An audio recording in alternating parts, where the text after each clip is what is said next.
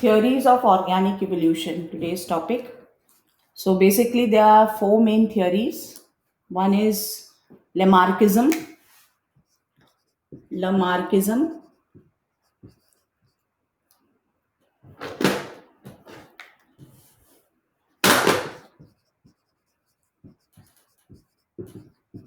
Lamarckism, which is also called theory of inheritance of acquired character.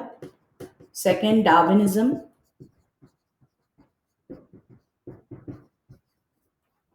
which is theory of natural selection. Third, mutation theory. And fourth, neo neo Darwinism, or also called the modern synthetic theory.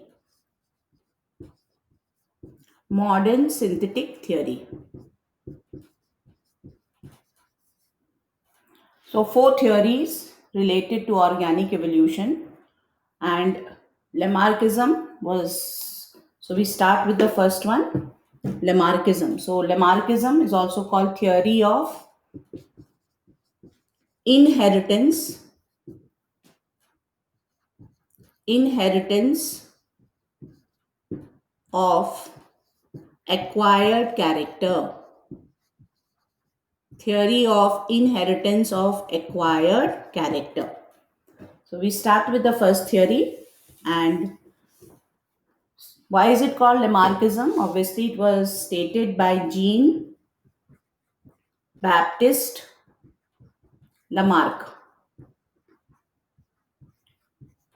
way back in 1809. Jean Baptiste Lamarck gave the theory of inheritance of acquired character. Here, important thing to understand is this word, acquired. Acquired character is character which an organism acquires during his lifetime. Okay, that is acquired character. Organism acquires during his lifetime. Like, say, a bodybuilder. A bodybuilder, he's also born with the same muscles that we have, biceps, triceps, same. But why is his muscles, like bulged? Because he's working those muscles, and that muscles are working, put into use, and so those muscles have enlarged or become bigger in size, looks bigger in size. So that is an acquired character. But the children born of, say, a bodybuilder, a lady or a gents bodybuilder, is not born with the same bulged muscles, isn't it? Yes, the child also will have all the muscles, but it's not of the same bulge type or extra work done type. So that acquired character, what I'm trying to tell you is that the acquired character is not inherited. Acquired character is basically in the somatic cells. So it is not inherited, it is not passed on to the next generation. So now you have got the weak point of Lamarckism. Like, in India, all the girls, especially young right, when a girl is born, say within 2 months, 3 months, they get the ears pierced. We live with ears pierced throughout our life. But children born from mothers with ear pierced that are not born with pierced ears, isn't it? So an acquired character, again, here again I want to state that acquired character is not inherited. But Lamarckism said, what is Lamarckism's theory? Theory of inheritance of acquired character. So that was the weak point of Lamarckism. Now let's go into the theory part. There are three salient features of this theory. So, salient features: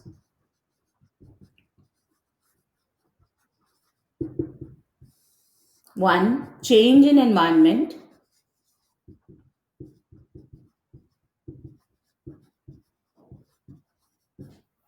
Second, use or disuse of organ. And third, inheritance of acquired character.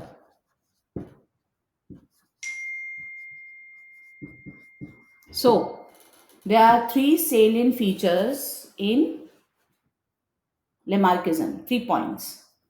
What are the 3 points? Obviously, in the environment, there's always change in the environment. They keep on changing. Cold, like if you study the geographical time scale of the Earth, the various changes happened. Like there was ice age, there was total desert formation. Like that, a lot of changes happened with the temperature, with the environment. So that one. Second, use or disuse of organ. The second point, use or disuse of organ. So Lamarckism is also called the theory of use or disuse because of the second point. And the last third point is the inheritance of acquired character. So I told you what is an acquired character, a character which an organism acquires during his lifetime. So basically, changes in the somatic cells, but that character is not transferred to the next generation. But according to Lamarckism, it is inherited, means transferred to the next generation. That's this. This is the weakest point of Lamarckism, if asked.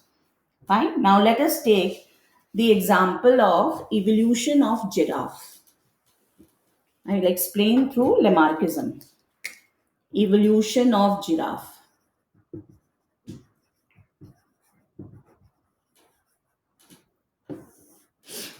And I'm explaining it through Lamarckism. Now, giraffe, it firstly feeds on the leaves of the tree. Giraffe feeds on the leaves of the tree. They don't feed on grass.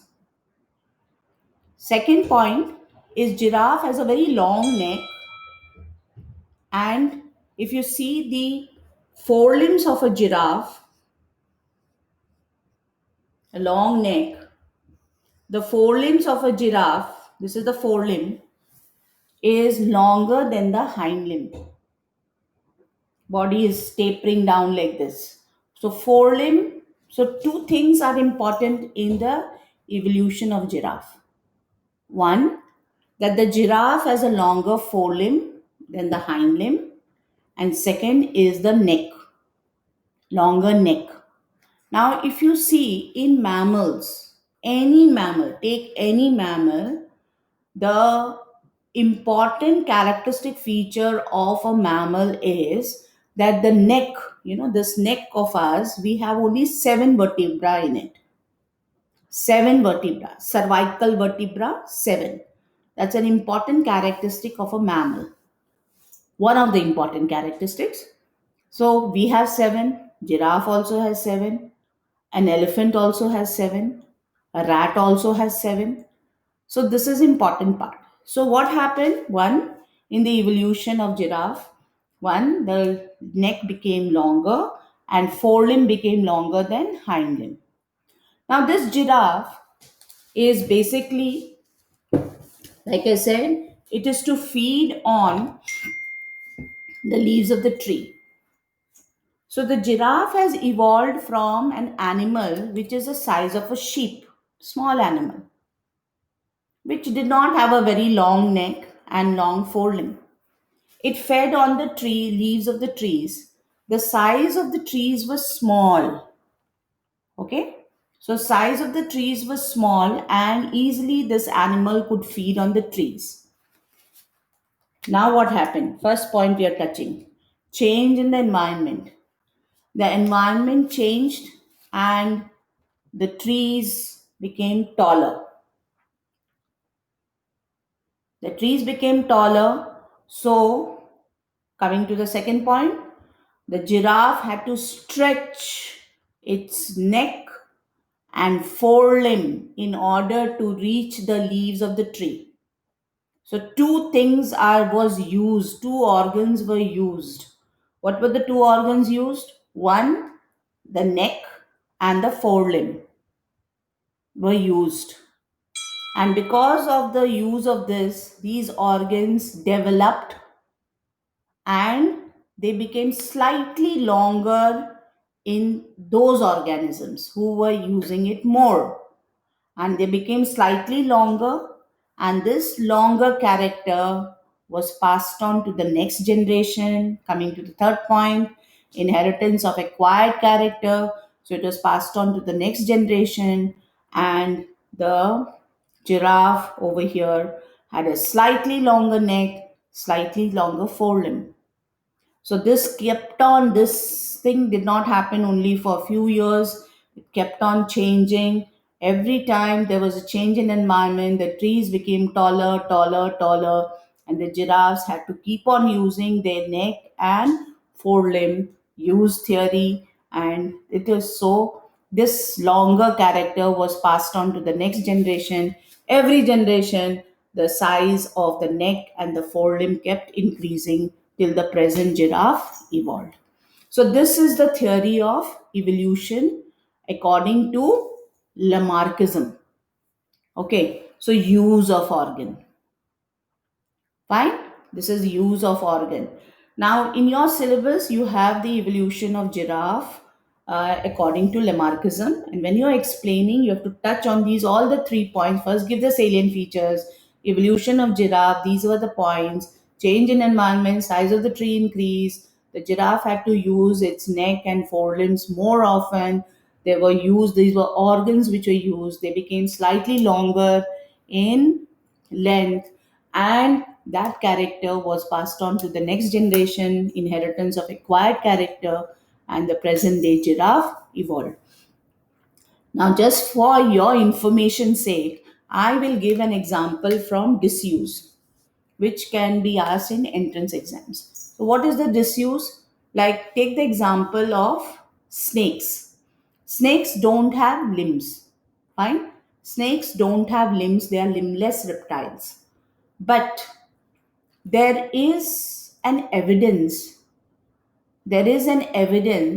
actually this evidence comes in organic evolution, vestigial organ evidence, that the python has vestiges vestiges of hind limb hind limb So the limbs, hind limb vestiges, girdle and all is present. So vestiges of hind limb is present in python. So what does it indicate? It indicates that the snakes once upon a time had limbs. This is an evidence. And here, this one is a evidence in comparative anatomy and morphology, vestigial organs. So I will give you a list. I will send it. The list of vestigial organs that will come under the evidence of in anatomy and morphology. Fine. Now, like I said, I'm talking about snakes. So the snakes, that means you know that snakes live in burrows. Fine. So the snakes had limbs, they lived on the land. When there was a change in environment, snake is a reptile, and reptile, the Mesozoic era is called the age of the reptiles, and dinosaurs disappeared because of the ice age. There was a drastic change in the environment. It is and evidence is that the earth was hit by a meteoroid around that time, 60 million years ago, around that time, and the whole of the earth became very, very cold, ice age. So obviously the dinosaurs, since they were huge animals and they are cold-blooded animals, they could not survive and they got totally extinct. But what about snakes? Snakes are small reptiles. They started burrowing deep into the ground to protect themselves. And the snakes, if you see, they are long. They crawl along their belly. So what was not used, disuse of limbs were not used. Limbs were in fact a hindrance to enter a small hole, difficult to enter a small hole. So use this limbs were not used. Over the generation, limbs were not used. They became smaller and smaller and smaller and smaller and ultimately disappeared. So this is the disuse of organ, that is the disappearance of limbs in snakes, is a disappearance organ theory according to Lamarckism. Now, there are scientists, obviously, like here also, we have tried to prove that acquired characters are not inherited. The same way, a person called Wisman, scientist called Wisman, August Wisman, that was his full name, what he did was he refuted the theory of Lamarckism. He cut the tails of rats, mice, rats, for a number of generations. So what he did was he bred, first he cut the tail of the rat, bred these two rats, got the second generation, cut the tails, again started breeding them. And like this, he kept on cutting the tail of the rats for number of generations. And but he still saw that in every single generation, the size of the tail in the rats was same. So there was no decrease in the size of the rats. So he said that the acquired characters are not inherited. So that was Wisman who refuted Lamarckism. So we have completed Lamarckism. Now coming to the next, theory of natural selection,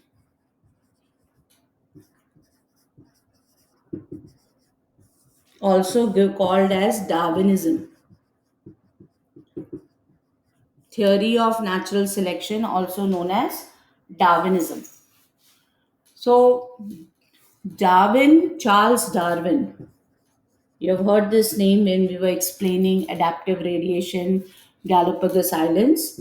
So Charles Darwin, obviously he, like I said, he roamed the islands, traveled the Galapagos Islands, and he found that the Darwin finches had lot of variations. They were different from each other, and that was caused the difference in species. So Charles Darwin, he stated a theory called the theory of natural selection, and he published a book called Origin of Species. Origin of Species in 1859. He published this book. So there is something as Origin of Life, which was published by Oparin, and this is Origin of Species. Origin of life is connected to the origin of life. Origin of species is to organic evolution, his natural selection theory. Now, there's a question asked like Darwinism was influenced by which scientists, work of which scientists? So, Darwinism was influenced by the work of two scientists. One, Alfred Russel Wallace. So his influence, in which, what influenced him to give this theory? So first was Alfred Russel Wallace. Work of Alfred Russel Wallace. This person in 1855, he roamed, he traveled the islands of Malay, Archipelago, which is now Indonesia. So he traveled the islands of Malay archipelago, and he was studying the organisms over there, and he published a paper. He published a paper. Paper is basically a scientific paper. And in that, what he saw was the difference in the organisms arising from a common species. So basically, again, he was talking about variations. Okay. So he published a book on the tendencies of organisms to depart from the original type. This is the name of the paper, on the tendencies of the organisms to depart from their original type. Meaning, again, he was stressing on variation. So, this is a paper which Charles Darwin read. Then there was another scientist, Thomas Malthus.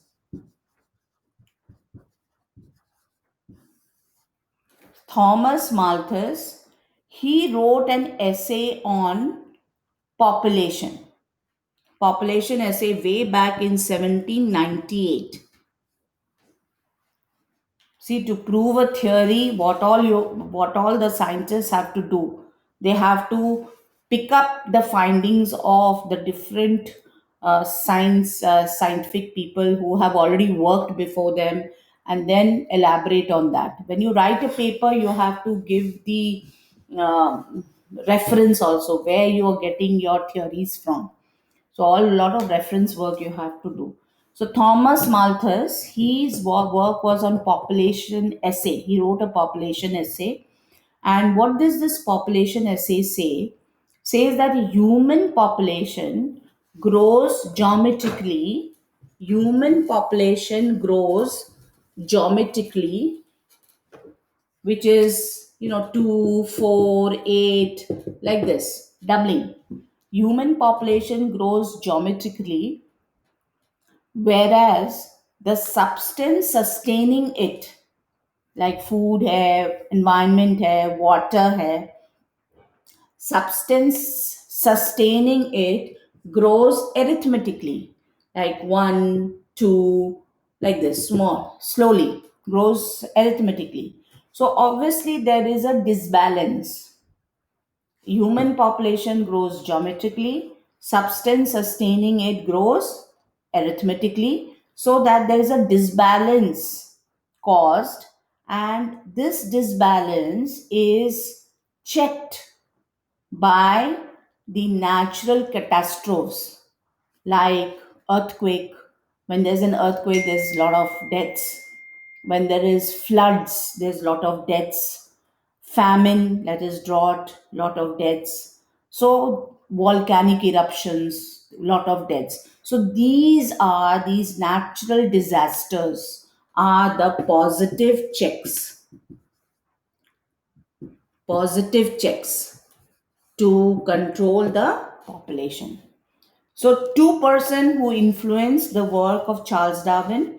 One was Alfred Russel Wallace, who gave the essay on the tendencies of the organisms to depart from the original type, and second, the population essay theory, which was given a population essay which was given by Thomas Malthus.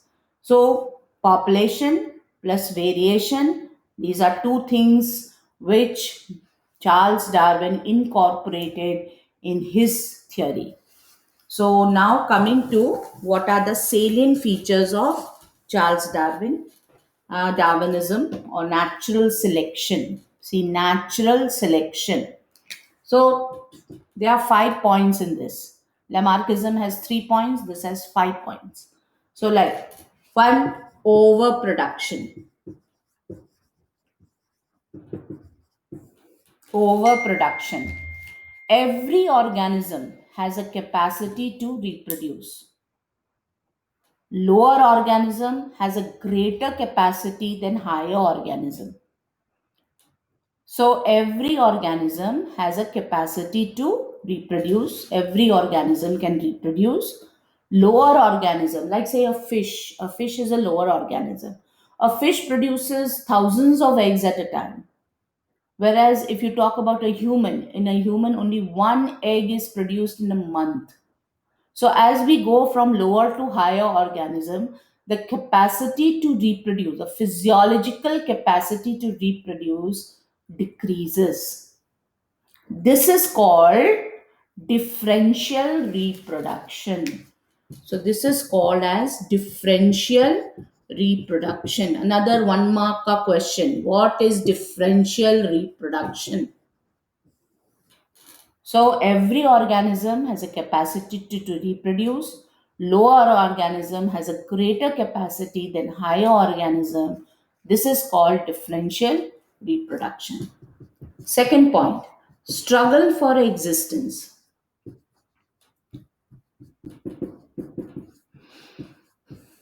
Struggle for existence.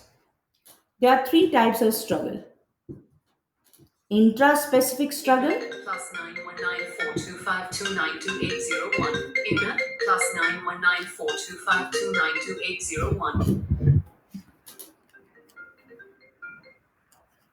Hello. Yeah, who's this? Shikha. Oh, Rasika. Rasika. Sorry, sorry. Actually, I'm taking a class, Rasika. I'm taking a class. Can I call you after some time? I'll be meeting you on Zoom. Okay. Okay. Okay. ठीक है. Thank. I'll talk to you later. Right. Okay. Bye. So interspecific struggle,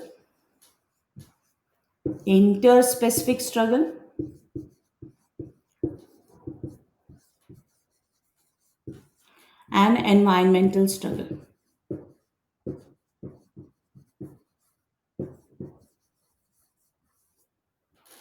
Intraspecific, interspecific, and environmental struggle. Intraspecific struggle within the species. Within the species. This word intra is within. Like say competition within the class will be intra.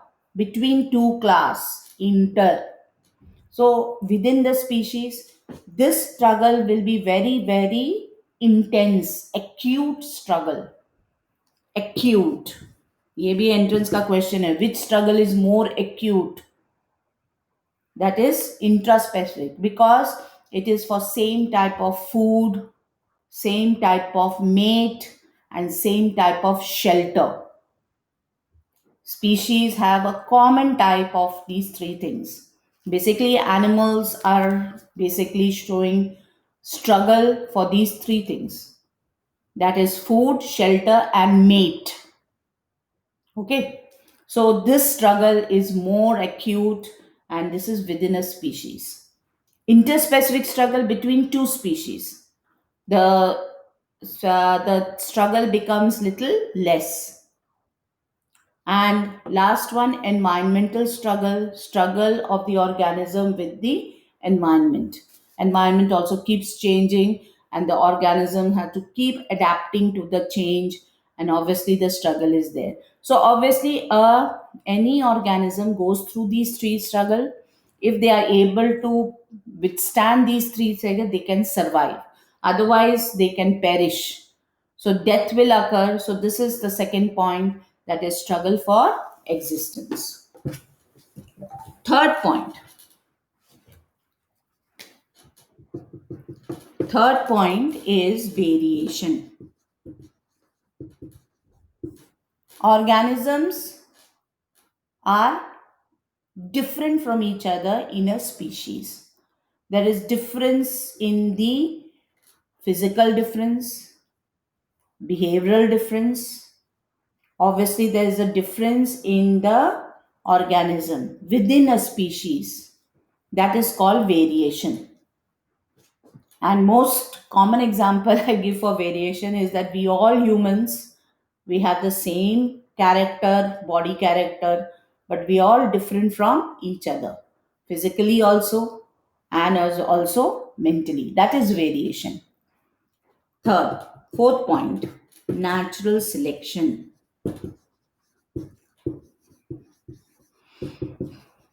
Natural selection. Now, in variation, let us take the example of, say, a bird, okay, a species of bird. Now, when the bird, the generation is born, it can have small wings. Same bird can say a sparrow. A sparrow, the babies of the sparrow can have small wings, medium sized wing, or large wings. Now, out of these three wings, so three variations are there: small, large, medium, and large. So, out of this, which is the best suited for the environment? Those organisms will survive. So, the nature selects those organisms which are best suited for it, best adapted for it. That is called natural selection. Selection made by nature. Struggle for existence depends upon the willpower of the organism. Here, this is nature making the selection. Nature selects those organisms which are best adapted for the environment. Like, say, you take a snow area. Now, snow area, animals which are darker in color will be more visible, and they will be fed by the predators. The predators will be easy to catch them. So you have heard of a word called blending, blending camouflage with the environment, meaning becoming same with the environment. Like so many lizards and all, chameleon, garden lizard, they can change the color when they move from one place to another. Why do they that? So they get blended with the environment, and the predators don't. The predators, the higher animals which feed on them, they don't see them, right? So that is natural selection. That is selection made by nature for those characters which are best suited for the environment. Natural selection. Mm, Darwin used the word natural selection, but for the same thing, Herbert Spencer, Herbert Spencer used the word survival of the fittest. So, survival of the fittest, this word was not used by Charles Darwin, it was used by Herbert Spencer. So, this you can write separately when you're writing Darwinism, you don't need to mention here, mention this person or the survival of the fittest. But yes, if you're asked what is survival of the fittest, then those organisms which have gone through the struggle for existence, survived the struggle for existence, and also selected by nature have certain characters which are best suited for the environment, and so they are called the survival of the fittest. And last point, origin of species. Origin of species. Origin of species meaning new species will originate, and that is there's one word for it: speciation. Speciation is the origin of species. Speciation.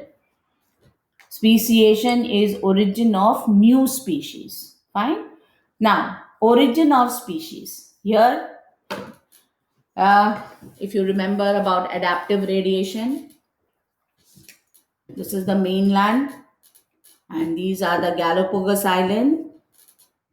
The birds from the mainland they move to these islands, and what happened in the island? They change their feeding habit, the food available over here, and the beak, the shape of the beak changed. Now, this made them different from the original, right? So, firstly, variations are there. We have touched on variation. Second, nature will select those birds or those organisms which are best suited over here. And over the years, what will happen to those characters, those useful characters? They are added over the years because of adaptation. Useful characters are because of adaptation to the environment. It is added over the years, passed on to the next generation, and after some time, after few generations, this species will look different from here. So there will be formation of new species, origin of species. So 5 points we are touching in natural selection: One, overproduction, stepwise. These are the steps. You don't put it up and down because entrance may sometimes even that sequence is asked. What is the sequence? So first, overproduction. In that you will be talking about the differential reproduction. Second is struggle for existence. Three types of struggles: intraspecific, interspecific, and environmental struggle. Third will be variation. Fourth is natural selection, and fifth is origin of species. So this is what is known as Darwinism. So Darwinism made two very important points of Darwinism. One is variation, and second is natural selection. So the key concepts of Darwinism, if you're asked what is the key concepts of Darwinism, it is branching descendant,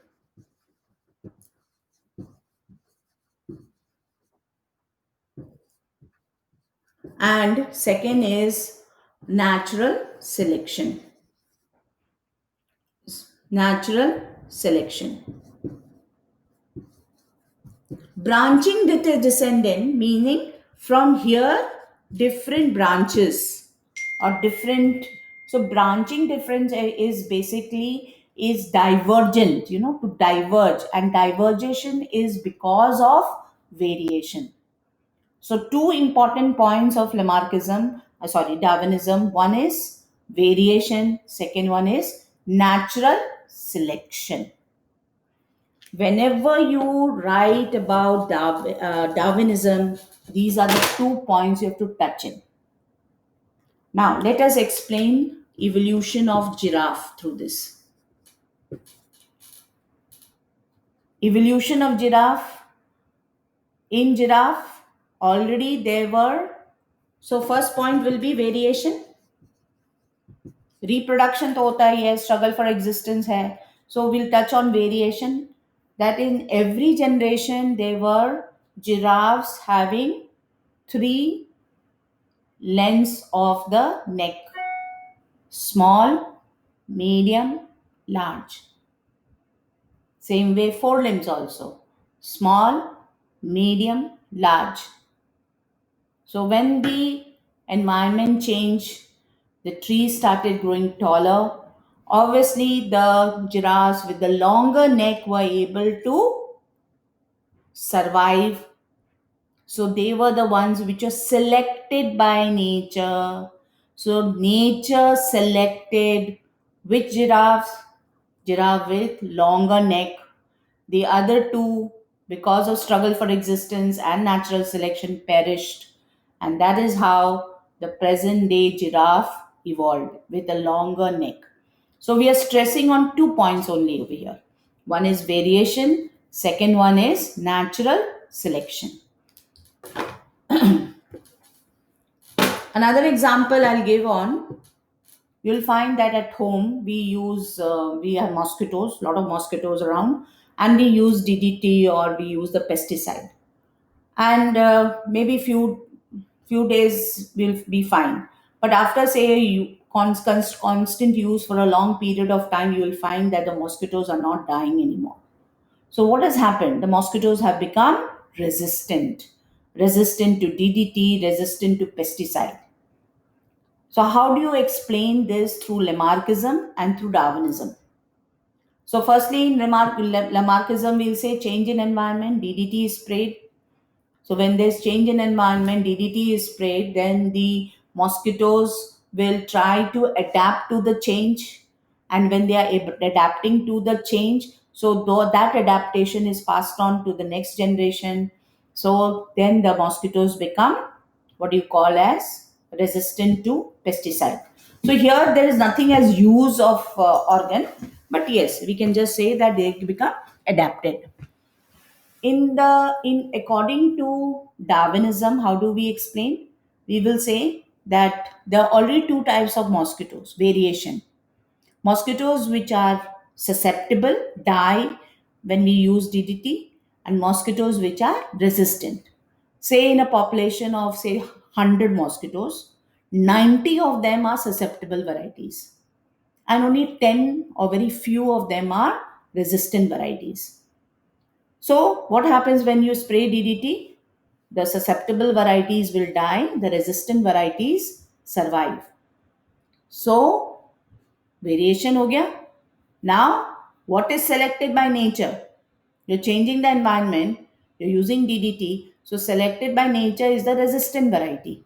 So, now the resistant variety of mosquitoes, they will breed. Next generation, again, you will have some susceptible, some resistant. So, over the years, what happens? The population of the resistant varieties become more.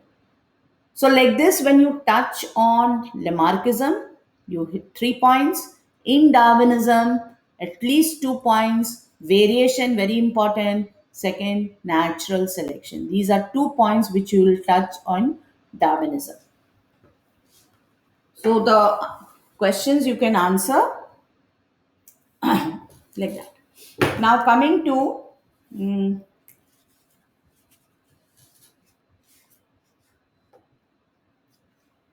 an example of natural selection. An example of natural selection comes from peppered moth.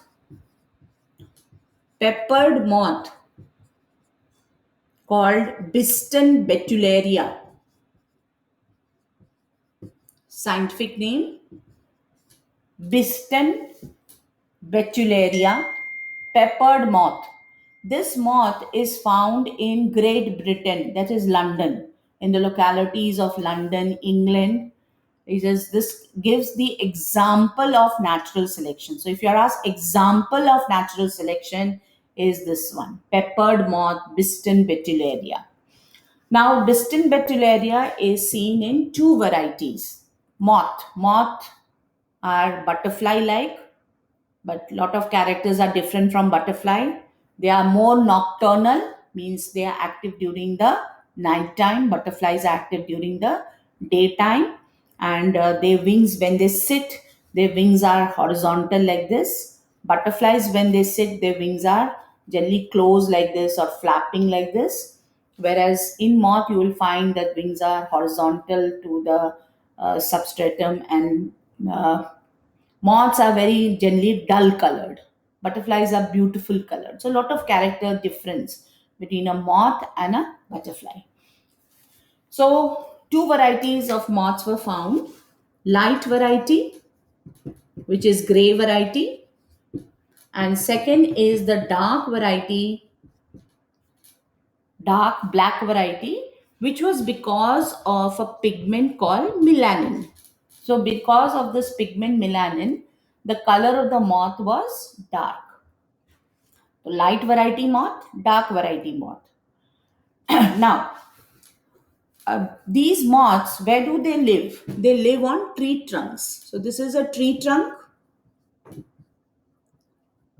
Here you will find some dark variety moths, some light variety moths. Like this, these are the dark variety, some light variety moths. They live on the tree trunk. Color of the tree trunk, if you see carefully, you'll find that it is grayish, lightish gray, or wood colored, like lighter shade. That is the color of the tree trunk. So obviously we are talking about before industrialization. So how do you start this? First you say that peppered moth, Biston betularia, two varieties, light variety, dark variety. The moths lived on tree trunks. 1850s, there's a record, this whole thing was being studied, and records are being taken from the museum library, sorry, from the library, and it has been analyzed and studied. So Fisher, name of the scientist who studied, Fisher, he studied the records over the years as to which population of the moths were more in number in certain parts of the years. 1850 is before industrialization. So 1850, before industrialization, it was found, like here, just this one, it was found that the population of the light variety moths were more than the dark variety. So what would have happened was variations was there, light and dark variety were there, and the light variety got blended with the tree trunk, got camouflaged, blended with the environment. The dark variety stood out, was seen by the predators, the birds which fed on the dark varieties. So the population of the light variety moths were more. So here we are touching on natural select, we are talking about variation, and second, natural selection. That is, the nature selected the light variety moths because they were better suited for the environment. That is in 1850. Then, sometimes in early 90s, that is early 90s after industrialization. So, after industrialization and industry, mein what was used? Coal was used. So, after industrialization, since coal was used, it got brought a lot of pollution. The tree trunks got covered with soot, charcoal powder, became black.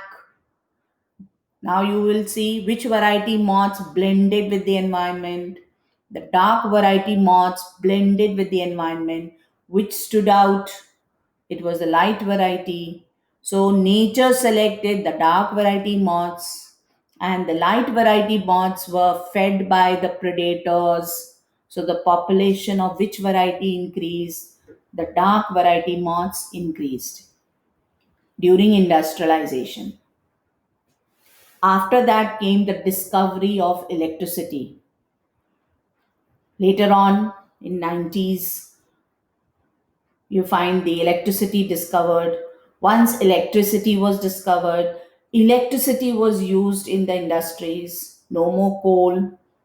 And once electricity was used in the industry, the pollution decreased.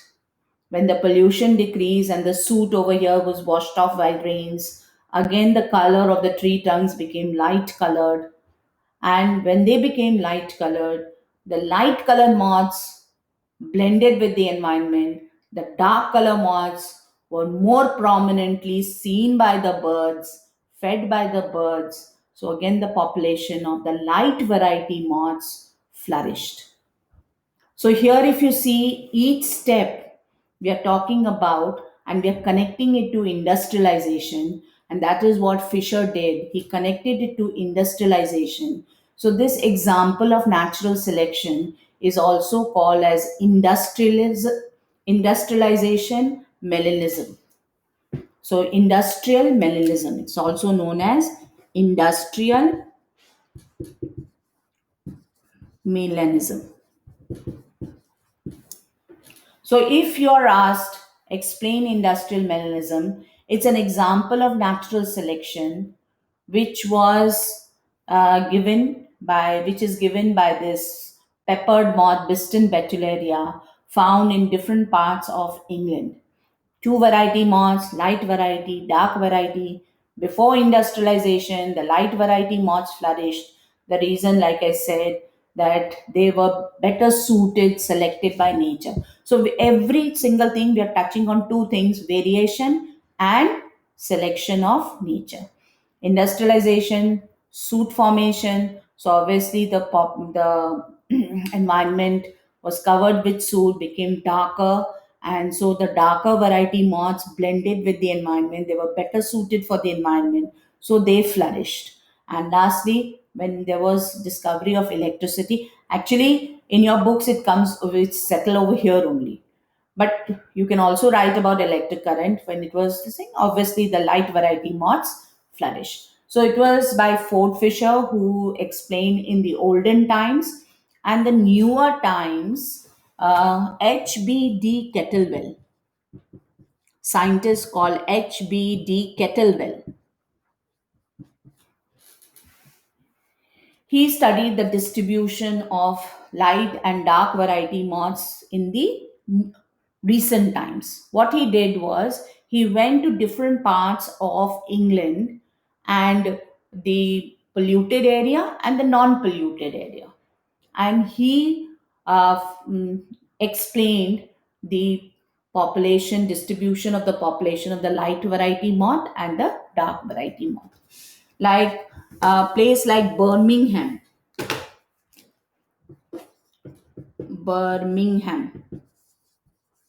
this is polluted. Birmingham is polluted area. So over here in Birmingham polluted area, he found that the dark variety moths were more in number than the light variety moths. And Dorset, in Dorset, non-polluted area, he found that the light variety moths were more in number. So you can now understand that variation is there. Every generation, there are two varieties of moth, light and dark. And the light variety or the dark variety is selected by nature depending upon whatever is best suited to it. So now I hope you have understood the term natural selection. Selection made by nature. That is the meaning. Natural selection. This is an important generally 5 mark का question है ये. Okay, industrial mineralism.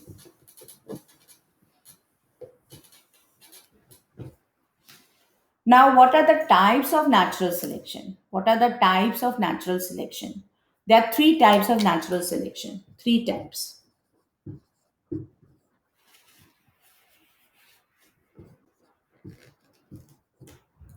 Stabilizing selection,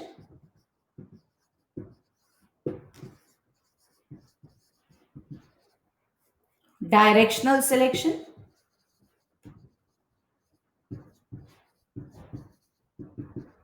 and disruptive selection.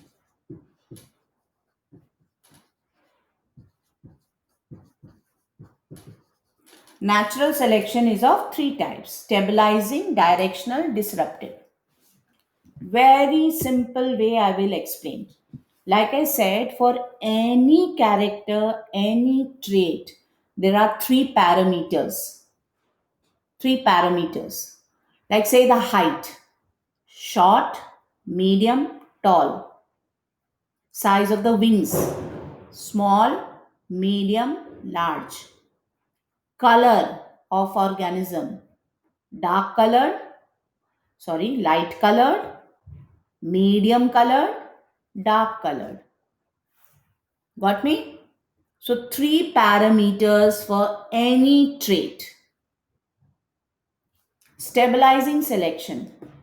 In this population, the medium character is selected by nature. The medium, medium, average, intermediate phenotype. See, I'm using these words. You have understood three parameters. Now you have to use the terms. So the average phenotype, is the external character. So the average phenotype or the intermediate phenotype in the population is best suited for nature or selected by nature. Natural selection. Natural selection is of the average phenotype. Now, when natural selection is of the average phenotype, there is no evolution. So, the first one, stabilizing selection, there is no evolution, no organic evolution.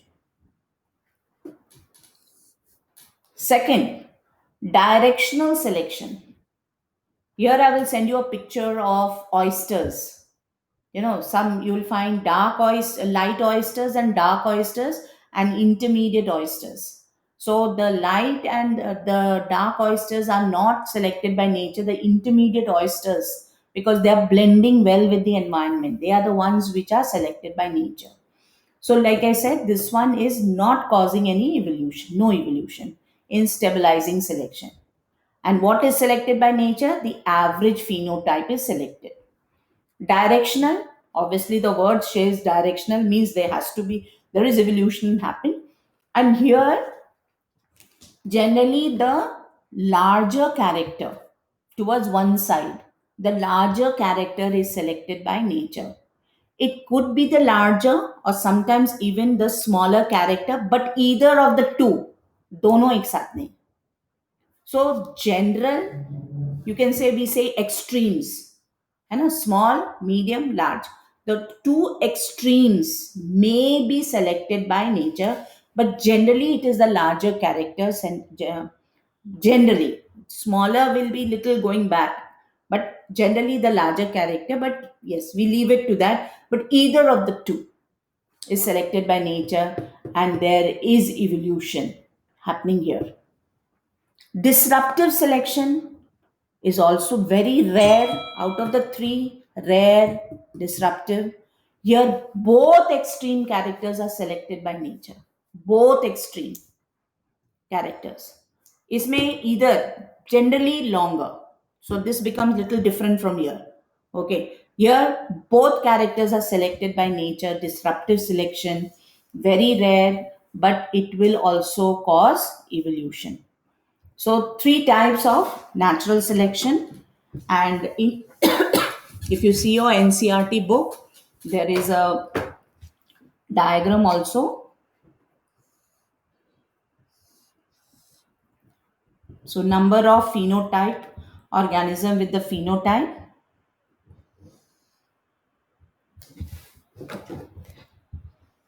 Suppose this is the diagram, है ना? This is the number of individuals having the trait, and this is the trait. So trait means smallest to extreme, and this is the medium, है ना? ये medium हो गया, ये trait है, character. तो ये तुम्हारा minimum, maximum, और ये medium trait. Now in the stabilizing selection में क्या होगा? ये peak होगा.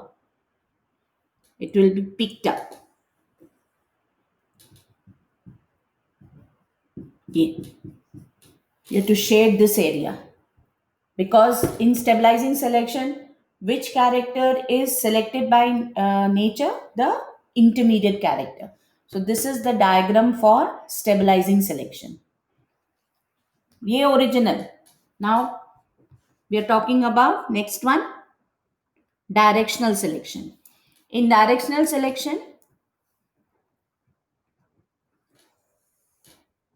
yeah, इसको pick करो, this side, more character shading. And last one, disruptive selection. Yeah,